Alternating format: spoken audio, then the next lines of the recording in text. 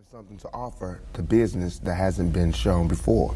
You know, I have a whole energy that represents not just black youth, but white youth, Mexican youth, you know what I'm saying? That change right before you go from being 18 and unresponsible to when you go to being like 21, 22, and the whole world's on your shoulders. I believe strongly that my audience empathize with me because I show that side. I show that emotion raw, uncut, good and bad. And so I think I can bring that more funnel, more directed into screenplays, more albums, producing, managing, you know what I'm saying? If I can figure out just how to control it, I can use it on a lot of different levels. I trip off because it happens out of nothing. It just goes, you know, everybody just be screaming and acting, and I just trip.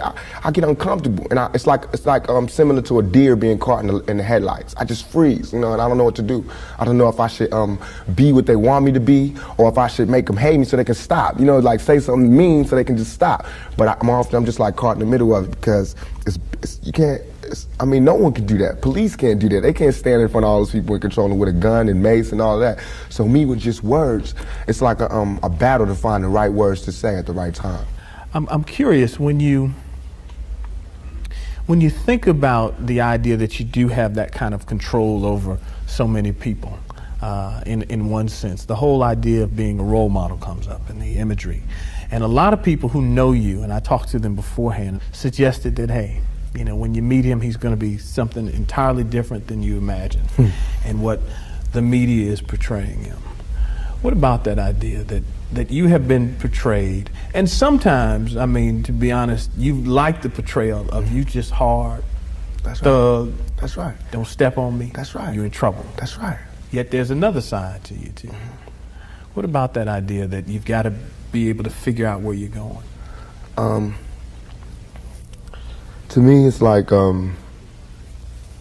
it is my sensitive side that likes to blow up the hard side, because if my image or my reputation can stop a confrontation before it happens, I'm fine. You know what I'm saying? I know how it is day to day. It's a constant man ego check going on in this street, in this world. So part of that is just like, you know, that's my resume. But as far as the media, they look at it as something different. They don't care about my resume. They don't care about me not getting in trouble. It's just another story, you know, and it's a real story. They don't have to pay for it, and they're going to milk it for all it's worth. As far as people, they want me, when they first see me, to humble myself. They want me to be like this and da-da-da, just because they're scared of me. But I don't feel like that's my job, to humble myself, to show you that I'm not a threat. I'm not a threat, unless you're a threat to me. You know what I'm saying? So when people say, when you meet Pac, he's different than he is, because when somebody one-on-one, anybody one-on-one, I believe, honestly, that I can talk. I believe that I have the ability to reason, I have logic, I have compassion, I have understanding. If we talk, there's no problems. You know what I'm saying? But that's not what happens. People use what they heard in the media, and that's how they come at me. And then, you know, we got to clash. One of the things that you read in the media is that you're angry, that you personify your generation, that you just got some angry folks out there, and you're one of them. I'll put it to you. Are you angry? Are you angry with what you see society is about? Yeah, I'm extremely angry, confused. You know, a lot of the times that I sat up in court, I couldn't defend myself. You know what I'm saying? And it wasn't like the things they were saying about me were beyond my comprehension, or the things that I could say weren't going to help my case. But because it's like being exiled, you know, from society, and that's how I feel. And this whole the anger comes from, I'm tired of waiting for my past to get into society. All I ever wanted to do was make me and everybody around me feel more comfortable about where we were. You know what I'm saying? About the places that we stayed. This is our home base. Let's build it up. Let's be happy about where we come from. You know what I'm saying? Instead of trying to assimilate and get a pass key to where they at. You know what I'm saying? Not to say that everything needs to be separate, but we gotta find pride in ourselves. You know what I'm saying? And once you get the pride, like damn near 2 seconds after the pride comes anger. From being held like that for so long, and to be made to go through those changes, you get mad. You know what I'm saying? I believe as soon as any black man receives his first 3 checks, he starts getting mad. Because it's not about the necessity of having to have a job and having to pay and having to do that. You don't care no more about the smiles and the, you know, yes, massa, because you done got paid. You know what I'm saying? And now it's like you want to save money. You want to help other people. And you see how far it is how far you have to go to help anybody in your neighborhood. It's set up for me when I get paid for me to exit the ghetto. You know what I'm saying? The only reason I've had these problems is because I haven't left yet. And these problems don't come from a white man, it comes from just society, the problems that we have. Let me put this to you. A lot of people tell me Tupac is, for the most part, a nice guy. This old thug thing, hype. Good for record sales. Helps him identify with the young people who are out there and angry, who would maybe label him a sellout like they did Hammer if he didn't have that hard side. What about that? First of all, nobody could call me a sellout. I'm not going for that. I'm not even in that.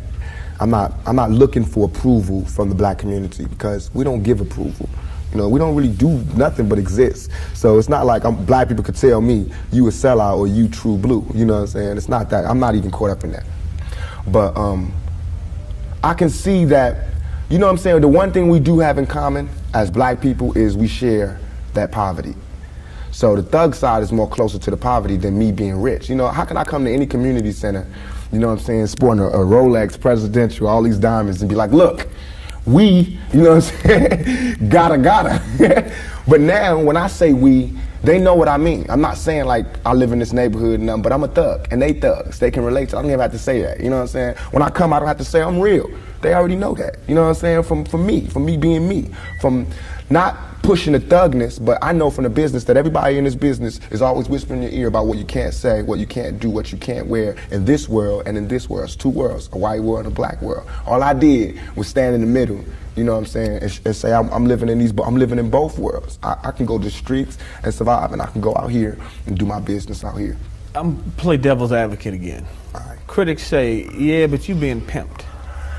You're being pimped by the record executives who will allow you to do your thug life because it portrays a certain black. I mean, you've heard it, that if you were just a singer, you wouldn't have the same record contracts you have. Right. But because you portray the thug life, the gangster rap, they've allowed you to make that money. They've allowed you to push and make your platinum. I beg to differ. You know what I'm saying? I'm getting pimped. That's true. But just like how a woman would be, you know what I'm saying? Anybody to be pimped. You know, it's like, it's not that you get pimped, it's how long you get pimped. You know what I'm saying? Because if you really look at this situation, it is not I who's being pimped. When you look at them white kids with Raiders hats on, it's the white folks getting pimped. You know what I'm saying? Because I'm making their future. I'm writing down their curriculum. Right now, what I write in my album today, when it comes out in 2 months, that's what white kids is doing. So who really is getting pimped? What I'm writing in my raps is what them white kids is gonna be saying to their mamas and daddies when they come home. Who is getting pimped? You know what I'm saying? I'm a high school dropout. You know what I'm saying? As far as my teacher told me when I was in high school, I ain't gonna be, you know what I'm saying? I just gotta, it's going down. You know what I'm saying? It's going down. You know, everybody's getting pimped. Whether you work a 9 to 5 or whether you work for yourself, you're getting pimped by somebody. That's not the crime. The crime is how long you allow yourself to get pimped. You have to come up. Everything is a come up. Everything is a struggle. You start from the bottom, work it to the top. The press and the media make you think that a black man arming himself is illegal or criminal, or that he wants to arm himself to rob a liquor store or something. You know what I'm saying? That is for me to defend myself, and it should always be. It's just about surviving, you know, and we have to be honest about the tools that we use to survive. And why is a black life any more recoupable than a white life? You know what I'm saying? We know that they don't put the same security in the ghetto that they do in the whites in the white neighborhoods. So therefore, for me to be out here saying don't, you know, put your guns down and no violence, that's hypocritical. And if I didn't talk about the violence, everybody would act like the violence wasn't there. We, as rappers, bought that violence. We bought the violence that we seen on the street. We put in our records for years. And after 3-4 years, people finally starting to see it because of all the statistics that's going on in the streets. If we stop talking about it, then they wouldn't take statistics. And when they stop taking statistics, then we'd be killing each other in the street, and these white people wouldn't care no more. Only reason they care is because, you know, there's been some strays, and we done slipped over in the white neighborhoods, and there's kids in Iowa that want to be like us. You know what I'm saying? There's kids in Indiana that's trying to be like us, because they can relate too. You know what I'm saying? You even admitted, I don't live in that neighborhood anymore. There's no real reason for you to carry a 9mm. Don't believe that. Why? In 2 years, I've had a gun pulled on me by my limo driver, by police, by everybody. You know what I'm saying? And I better be. I better be. You know what I'm saying? I've been attacked. You ain't read the papers about these skinheads trying to blow up black churches. Why? They see me as the enemy just like y'all do. You know what I'm saying? They can come to my house and sit outside my house just like anybody else can. A skinhead. And once my life is gone, it's gone. Can't nobody give it back to me. Not the judge, not the president, not the governor, not Calvin Butts, not Jesse Jackson. They can't do nothing but come to my funeral and talk pretty about how black people suffer. You understand? And as far as Jesse Jackson, my first acting job was at the Apollo Theater when Jesse Jackson was running for president in 1984. It hurts me for him to say anything negative about any rapper because we supported him. He should support us. You know what I'm saying? As far as his image, you know what I'm saying? What was he? What was he doing? You know, he should be the last person talking about gun violence when he sat right there while Martin Luther King caught one in the neck. You know what I'm saying? Things ain't really changed that much. I swear to God, nothing I ever say is meant to be something where innocent people get hurt. Nothing I ever say is meant to be like a end all, let's go do it right now. Nothing. Everything I ever say, and if any, this is so we can set it clear, anything I ever say as it pertains to my peers and being strapped is only in self-defense. You know what I'm saying? Because right now where I'm at, the world is harsh. And I just don't got no beautiful stories. You know what I'm saying? I'm gonna just be getting them ready. Because that's why I think I messed up. If somebody would have grabbed me, pulled me to the side and been like, look, Tupac, as soon as you step out here, they're gonna be at you. If somebody would have explained it to me, I wouldn't have took the same mistakes. But I made those mistakes. And that was my job to stop somebody else from making those same mistakes. To lay it out. To lay out the real map on the world and how it is. Everything I'm saying is a warning, is a plea for help. If everybody is so goddamn worried about me, why ain't nobody came to help me? You know what I'm saying? I never wanted to be no star. This ain't my job. I don't care if everybody don't cheer for me. You know what I'm saying? If you're not cheering for me for what I'm doing, don't cheer for me. Don't cheer because you think I'm cute. You know what I'm saying? Screw that. Cheer for me for what I'm doing, for what I stand for. And when I go to jail, you should cheer louder. You know what I'm saying? Because I'm standing up for what I do. I'm not robbing nobody, not stealing from nobody. I never took nothing. Everything I do to represent my people. I do because I think this is what they want me to do. This is all I want to say. For all them people that doubt me, I had no record all my life. Okay? No record, no police record, until I made a record. As my video was debuting on MTV, I was behind bars getting beat up by the police department. I got a $10 million lawsuit. They said they would settle with me and everything. You know what I'm saying? But nobody cared about that. That wasn't blew up all in the news. They did not see me on TV with my eye busted, my head busted. There's pictures of those. In Oakland, yes, in Oakland. You don't see them pictures. You see pictures of Tupac coming out of jail in cuffs. You don't see pictures of the police standing over me beating my brains in. You don't see that. But I see that. That's what I see. You know what I'm saying? So it's all real. And I feel like just like a woman that's raped, any woman that's raped would never, ever allow herself to be raped again. Am I correct? Any woman that's violated would never allow herself to be violated again. Same thing. You know there are going to be people who sit here and say, how can you say that when you're faced with that charge? That's how I can say it. We got people in my own community that will get me. Why? Because I got it.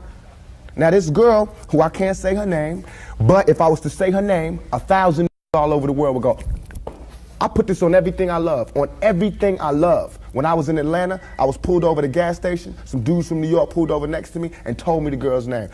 They said, I know the girl that did it. They told me her name and where she's from, say she's scandalous. I can't go on TV talking about this girl, because that's what they want me to do. They want me to get on TV and talk about my black sister is a hoe, and she's a bitch, and she's a money grubber. I ain't fit to say that. I don't have to do that to show that I'm innocent. You know what I'm saying? I'm not guilty. People should look me in my eyes. They should look me in my eyes. And anybody that thinks I committed that rape should go get Brenda's Got a Baby and keep your head up and listen to him thoroughly. It was hard to imagine that you would do that. It shouldn't be nothing it should not even be to me. I have no patience for anybody that doubts me. None at all. It's too hard out here. You know what I'm saying? If my people don't stand up for me, who is? I understand these white folks looking at me like that because they don't know me. They didn't hear keep your head up. That ain't no fluke. You know, keep your head up ain't no goddamn come up. I didn't do that for to be smiling in my face to say, oh, he's cool. I did that from my heart. So that if they do try to put a rape charge on me, my sisters could say he ain't about that. Now, if my sisters can't say that, you won't hear another keep your head up out my mouth. You understand me?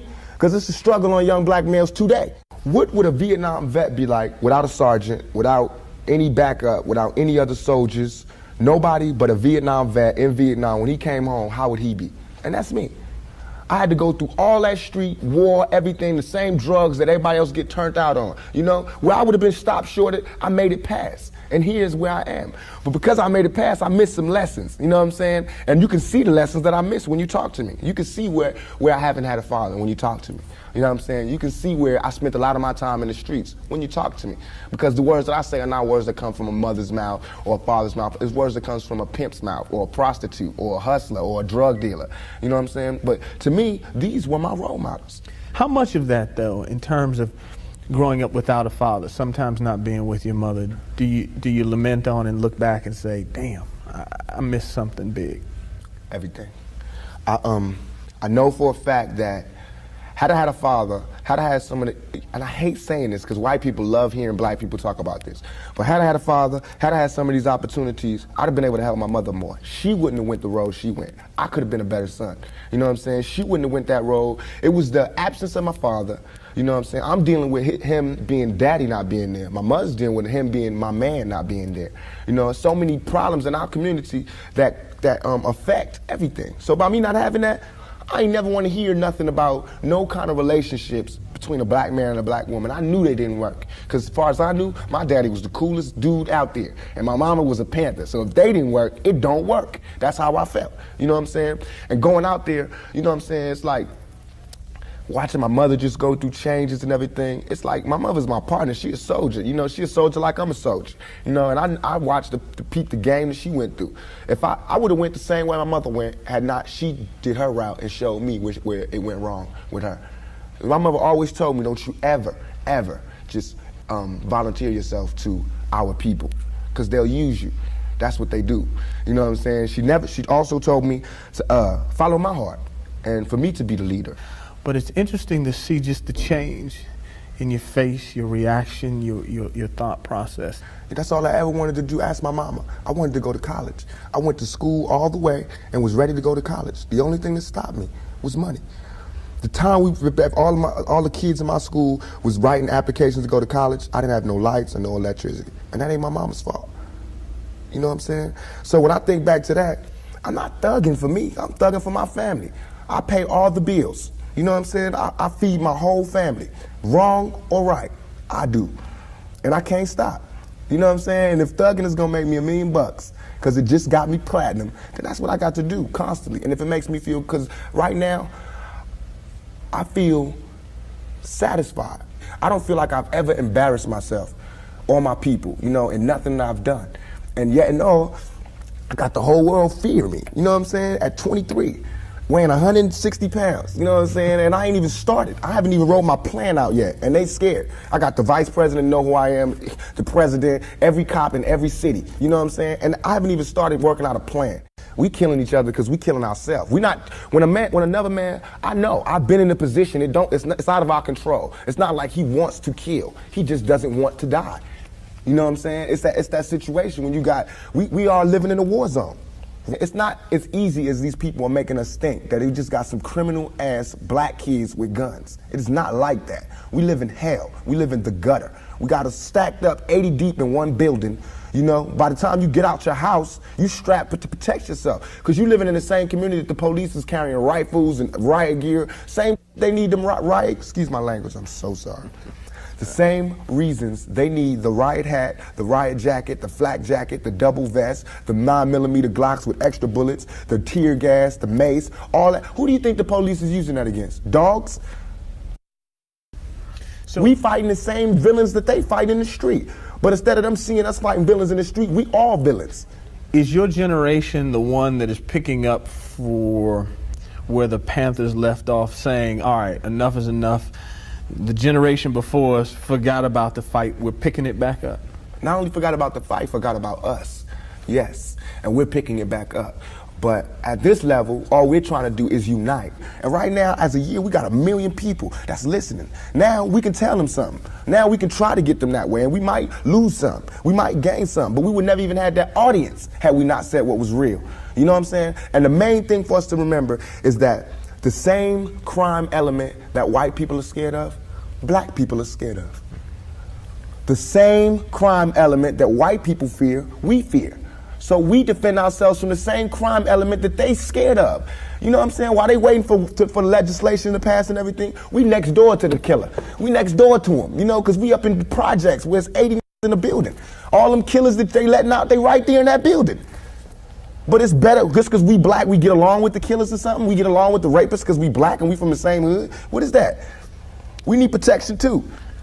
Finally, I want to ask you about something that someone else asked you in the interview, and I thought the answer was interesting because I think it speaks to you and your generation a lot. Someone said, where do you see Tupac 10 years from now? You said, hey, I just want to be alive. That's real for you. That's so real. I made a metamorphosis. I'm a new person today because I used to strongly and honestly, I feel like I could represent my generation so much because I honestly did not care whether I lived or died. But now, I cannot die with people thinking I'm a rapist or a criminal. I can't leave until this shit's straight. You know, I'm not suicidal. I can't go until y'all really know what time it is. And then after that, boom, it's all over. And we can see, you know, how this shit fall. But that's how it is. And the reason being is because if I can't live free, if I can't live with the same respect as the next man, I don't want to be here. Because God has cursed me to see what life should be like. If God wanted me to be this person and be happy here, he wouldn't let me feel so oppressed. He wouldn't let me feel so trampled on. You know what I'm saying? He wouldn't let me think the things I think. So I feel like I'm doing God's work. You know what I'm saying? Just because I don't have nothing to pass around for people to put money in the bucket don't mean I ain't doing God's work. I feel like I'm doing God's work. You know what I'm saying? Because these ghetto kids ain't God's children. And I don't see no missionaries coming through there. You know what I'm saying? So I'm doing God's work. While Reverend Jackson do his up in the middle class and he go to the White House and have dinner and pray over the president, I'm up in the hood, you know what I'm saying, doing my work with my folks. And just because I don't live there don't mean I don't go there. I got to go there because I can't hang nowhere else.